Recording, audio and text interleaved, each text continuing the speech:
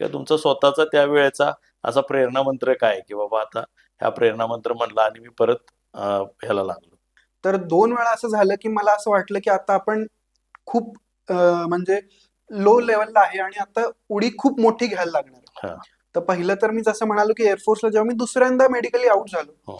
तेव्हा असं झालं होतं, की अरे यार, आपण एक शरीराचं हाड, एक अंगठा दिलेला आहे हं. आणि तरीही आपण आत जाऊ आत जात शकत नाही. नाही. हां, मला मेन्सला 790 मार्क होते, हां. पण इंटरव्ह्यूला खूपच कमी म्हणजे 150 मार्क आले. त्याच्यामुळे असं झालं, की आता 2 महिन्यात मी काय-काय केलं काय पाहिजे?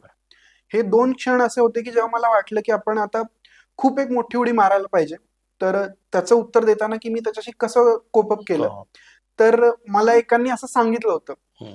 की तुम्हाला जर बाहेरून मोटिव्हेशन घ्यायची गरज पडली, हां. तर त्याचा अर्थ असा आहे, की तुम्ही आतून इतके मोटिव्हेटेड नाहीये.